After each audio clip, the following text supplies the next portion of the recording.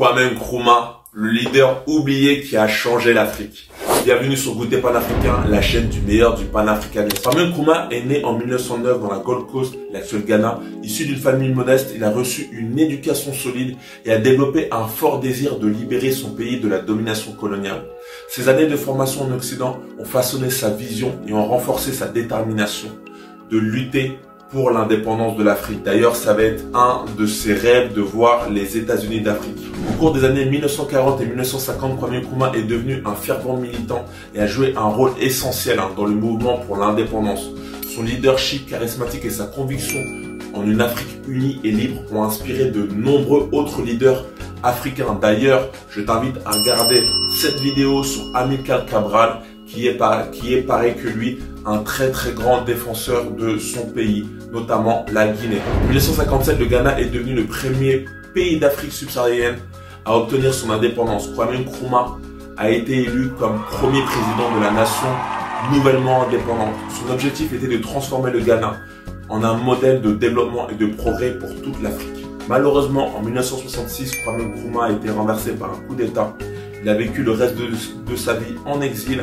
On va en parler dans ce débat. Mais son héritage et son idéologie ont continué à inspirer des générations de leaders et militants africains. Je n'en dis pas plus. Place au débat animé par Aton et Daniel. Tu es sur Goûter Panafricain. Bonjour à toutes et à tous. Bienvenue au Goûter Panafricain. Alors, on va démarrer tout de suite avec le sujet du jour qui concerne Kwame Nkrumah. Alors, je vais poser la première question à Aton. Pour toi, Kwame Nkrumah, quel est ton regard sur son parcours? Kwame Nkrumah, pour moi, c'est l'un des pères fondateurs du panafricanisme. Donc, son parcours, il est super intéressant. J'espère qu'on aura le temps de l'aborder ce soir, puisque effectivement, c'est un homme politique. On parle d'un politicien, donc qui est né le 21 septembre 1909 à Nkrumah, en Côte d'Or. Je rappelle la Côte d'Or, qu'on pourrait dénommer aujourd'hui comme Ghana. Et sa vie est simplement extraordinaire. Donc il va passer de plein d'étapes, la prison, il va être l'un des plus grands geôliers, il va passer quelques années là-bas d'ailleurs, il y sort, il y rentre, et au final il devient président, donc qui rêverait de ce parcours-là? Et c'est pour cela que sur Goûter Panafricain, on va essayer d'aborder ce personnage vraiment palpitant qui va s'éteindre malheureusement le 27 avril 1972 à Bucarest, d'une manière encore mystérieuse. Et j'espère que nos personnes qui nous regardent feront des recherches aujourd'hui pour savoir les raisons vraiment de sa mort. Et il est mort d'un cancer, soi-disant, mais certains disent qu'il est mort. On va en parler de tout ça.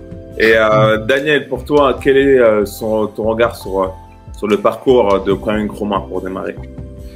Donc Nkrumah a commencé comme pas mal de futurs présidents africains après les indépendances.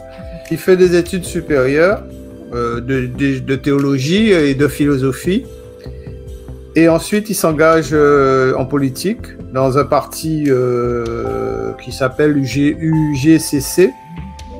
Et ensuite, il part aussi aux États-Unis, à l'université de Lincoln University. Et ensuite, il revient au Ghana. Il est une figure du panafricanisme.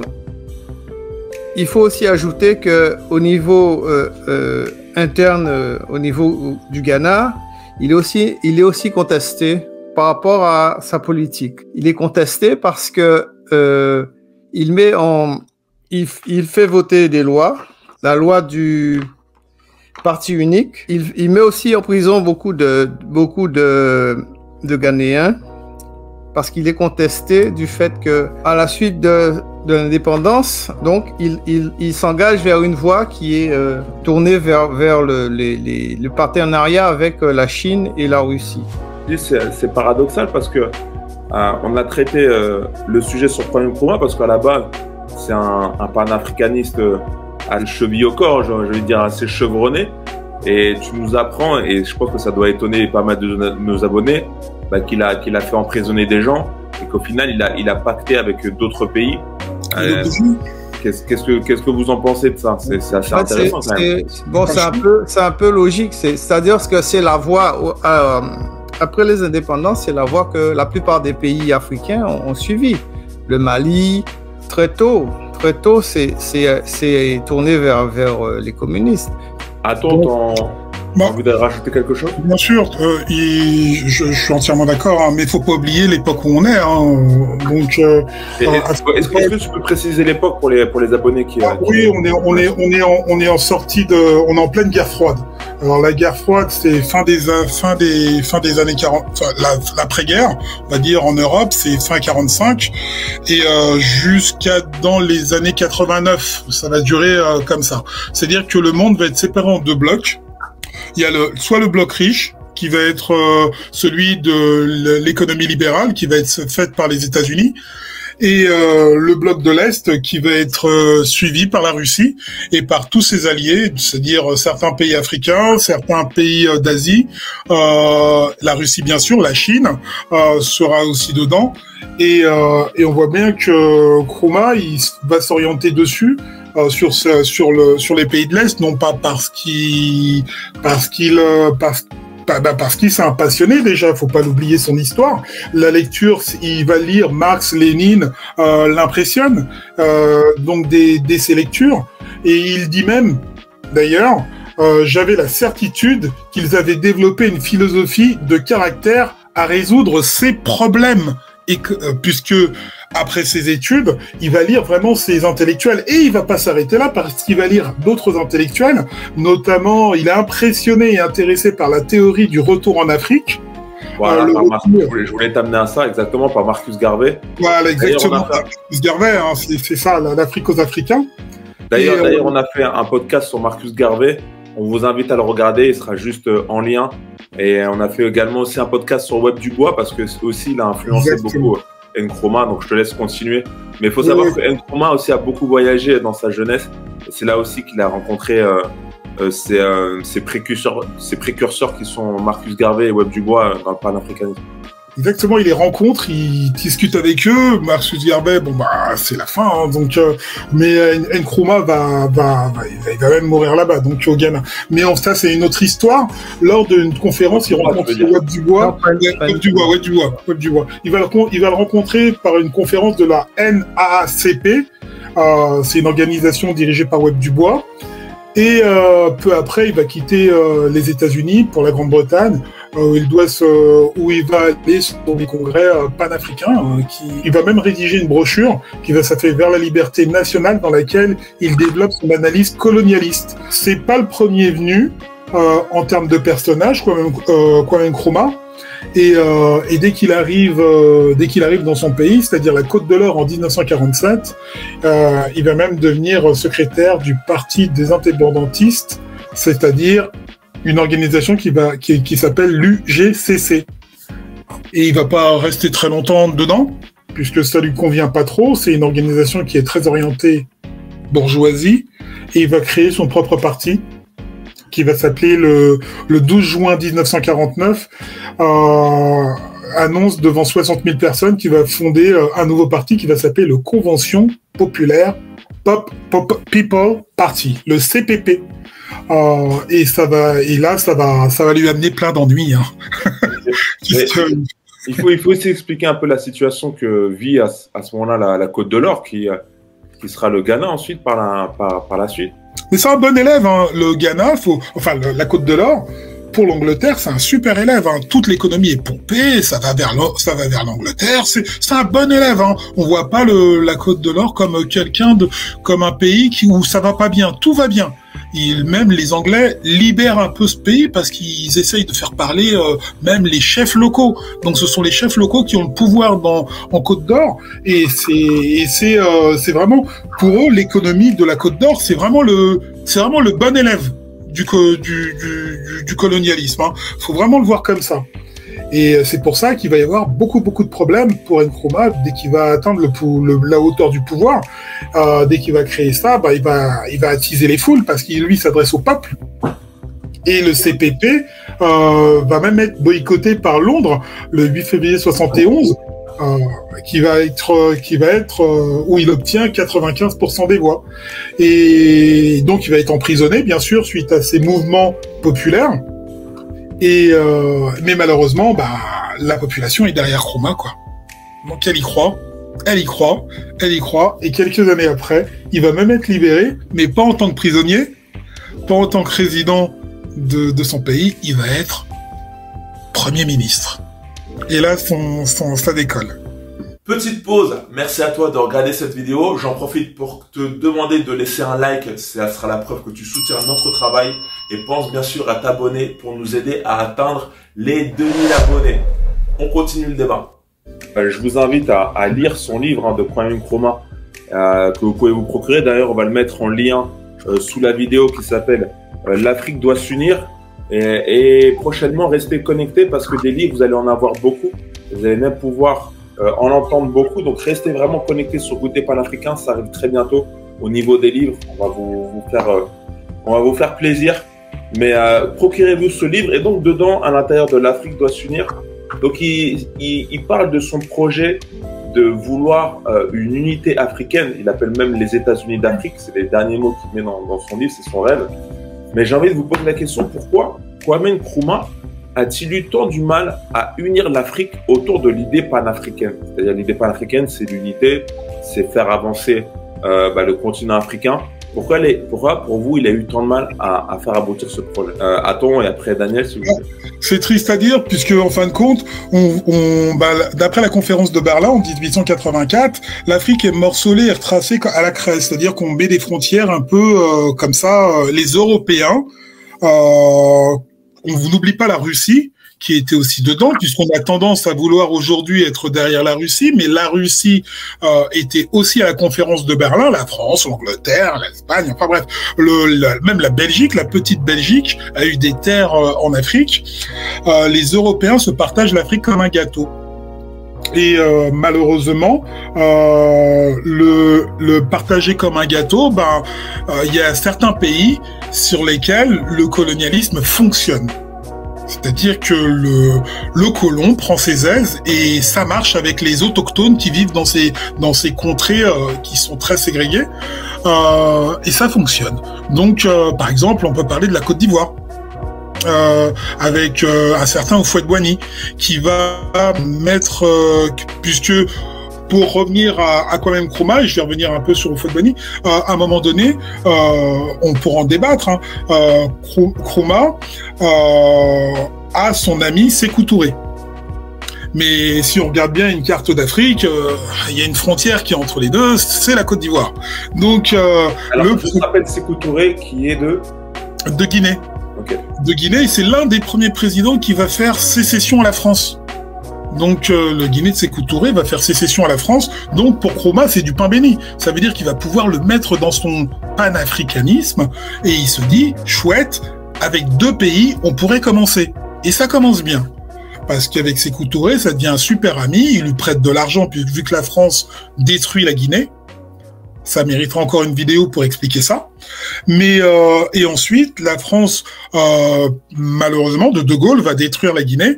Mais c'est Kwame Nkrumah qui va aider la Guinée financièrement à se sortir du pétrin dans lequel elle est. Donc ils vont devenir 2 bons amis, 2 bons panafricains, 2 présidents, et ça va durer jusqu'à la fin de Nkrumah.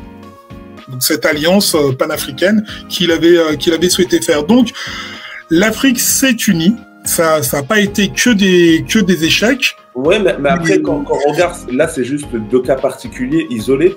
Mais lui, il voulait vraiment l'unité africaine du tout continent.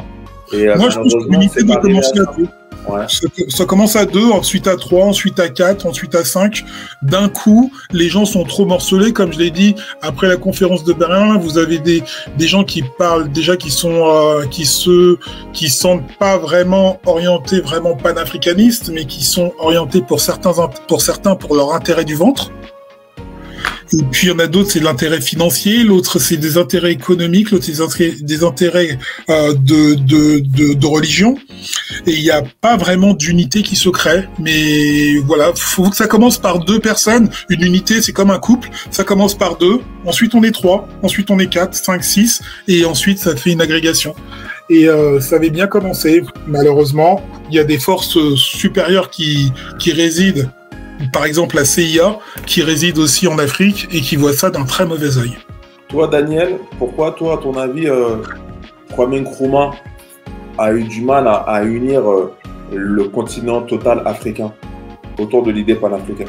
Je pense que ça tient aux différents modes d'administration suivant les pays, les différents pays, suivant le mode d'administration de leur colonie. Pour les Anglais pratiquent l'administration indirecte, c'est-à-dire qu'ils laissent quand même, bon, bien sûr, il y a un pouvoir sur place qui régule la colonie, mais les populations sont quand même, ils ont leurs institutions. Au niveau français, on a donc sur place une administration pléthorique, avec l'installation aussi de quelques colonies quand même d'Européens, suivant les pays. Et l'autochtone, on ne lui laisse presque aucune latitude pour pouvoir fonctionner au niveau interne, quoi. Il y a aussi le fait que le Ghana était l'un des premiers pays qui a accédé à l'indépendance, bien avant les autres pays qui limitrophes, qui étaient sous domination française. Je pense qu'il était un peu isolé. La pierre d'achoppement, je pense, de l'échec du panafricanisme à l'époque. Ok. Donc Kwame Nkrumah est devenu président. Donc en fait, il faudrait expliquer déjà la situation. Est-ce qu'il a fait partir les colonies britanniques? Je sais qu'il y a eu Amilcar Cabral. D'ailleurs, Amilcar Cabral, on vous invite à regarder sa vidéo qui lui a rendu hommage à sa mort. Amilcar Cabral, lui, a fait disparaître les Portugais par les armes. Kwame Nkrumah, pour vous, est-ce que la situation du Ghana, elle s'est améliorée avec Kwame? Et est-ce que peut-être que Kwame Nkrumah aurait dû prendre aussi, partir dans une lutte armée, telle Amilcar Cabral? Je pense que la lutte armée n'était pas vraiment nécessaire en ce qui le concerne, puisque Londres dominait déjà tous les arcanes du pouvoir dès le début. Pendant 4 ans, Londres dominait tout. Je rappelle que son ancienne colonie, c'était l'Angleterre. La lutte armée n'était pas vraiment un objectif. Je rappelle que pour faire de la lutte armée, il faut des fonds, beaucoup d'argent. Et malheureusement, dès qu'on crée un pays naissant, il y en a pas beaucoup, quoi. La seule économie qu'il y a, c'était le cacao. Et encore, après, il a essayé de diversifier tout ça. Mais la question c'est est-ce que ça s'est amélioré? Il a essayé de faire des choses extraordinaires. Moi, je m'en souviens des routes qui ont été bitumées. Aujourd'hui, le Ghana, c'est l'un des pays où les routes sont les plus bitumées dans toute la région.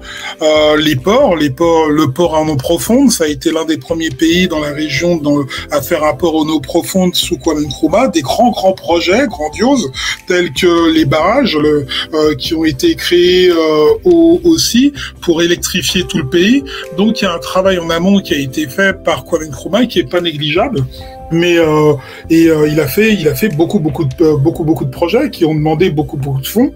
Et pour mener à travers ça une lutte panafricaine, c'était compliqué. Donc je dis pas que c'était pas impossible. En s'alliant avec d'autres pays qui auraient la même vision que lui, ça aurait fonctionné, je pense, s'ils étaient avec 3-4 pays, et si on aurait enlevé la colonisation de l'époque, ça aurait fonctionné. Si on aurait enlevé les Français et tout ce qui gravite autour, ça aurait fonctionné. Malheureusement, ces personnes ne peuvent pas lâcher leur économie parce que l'économie vient d'Afrique. Et ce sont des prédateurs et je pense qu'on a minoré le rôle des prédateurs occidentaux dans ces colonies, quoi. On voulait partir sur une idée qui était celle du panafricanisme, qui était de réunir tous les pays africains, que l'économie allait bondir, avec une idéologie un peu ensemble on va tout gagner. Malheureusement, on a oublié que dans les pays occidentaux, il n'y a rien. Il n'y a pas d'uranium, il n'y a pas de pétrole, il n'y a pas de gaz. Et donc, tout doit venir d'un seul continent, c'est-à-dire l'Afrique. Et pour cela, leur rôle, c'est la prédation. Donc ça, c'était la réponse à la question. Pour la situation du Ghana s'est-elle améliorée avec Kwame Nkrumah? Oui, au départ, et non à la fin. Il va s'intéresser plus à l'extérieur de son pays qu'à l'intérieur de son pays, Kwame Nkrumah. Et le 24 février 1966, alors qu'il est en voyage en Chine, Nkrumah est renversé sans aucune résistance par un coup d'État militaire qui, après avoir été incité par la CIA, je répéterai jamais assez, c'est une incitation politique extérieure qui détruit le Ghana par sa politique panafricaine, dont la CIA, qui revient régulièrement. Il se réfugie alors chez son ami en Guinée qui est Sékou Touré, lui propose vainement une coopération de son pays en étant coprésident. Il fonde alors dans son pays d'exil une maison d'édition où il va publier divers livres, dont l'Unité africaine. Et le 27 février 1972, il décède dans l'hôpital à Bucarest à la suite d'un cancer à l'estomac. Attends, tu veux me dire que, t'es en train de me dire que Kwame Nkrumah a fui son propre pays, il n'y a pas eu une défense pour lui, il y a eu... Non, puisque son pays, possible, en fin de compte, il va souvent à l'extérieur. Mais son pays, il s'en occupe très peu. L'intérieur du pays subit une crise, en même temps une crise économique. Il y a une grosse crise économique dans le pays. Donc les gens ont faim, ils doivent manger, etc. Donc la crise économique va dans son pays. Pour lui, c'est une vision panafricaine. Donc lui, il voyage dans tous les autres pays, il voit les autres, etc. Mais il va pas s'occuper de son pays. Je pense qu'il n'a pas eu une vision assez centriste du Ghana. Pour lui, tout allait bien. Et dès que ses conseillers lui disent qu'il reste plus que 500 000 shillings dans les caisses de l'État, lui, il ne voit pas le problème. Donc, il se dit que on va recompter avec d'autres conseillers et que là, mais entre-temps, le cacao se dévalue. Comment ça se fait que le Ghana il reste aussi peu de financement alors que c'est partie des pays qui ont des matières premières, qui sont riches?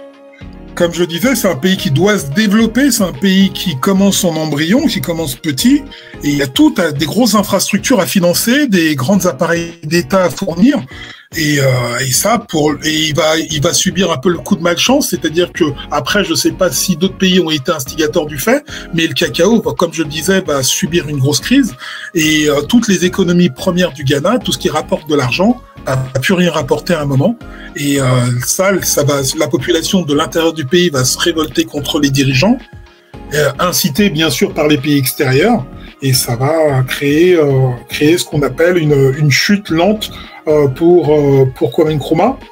Mais il va rester dans la postérité puisque ça reste le président qui a incité le panafricanisme en Afrique. Après, a-t-il fait des erreurs? Il l'a dit pendant son investiture. Nous avons le droit, nous, pays africains, de faire des erreurs. Nous naissons. Donc, il va en faire. Mais après, ça va être vite rattrapé par ses prédécesseurs, notamment Jerry Rawlings, si on a l'occasion d'en discuter.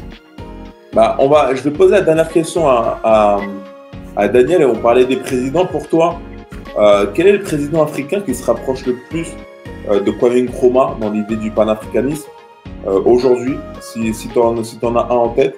Je comparerais Nkrumah à Jerry Rawlings qui sera président du Ghana bien après lui. Et je pense que Rawlings a fait beaucoup plus pour le Ghana que Nkrumah, parce que par rapport à ce que dit... Comment? Qu'est-ce qu'il a fait de plus, par exemple? Le Ghana s'est recentré sur lui-même, en fin de compte.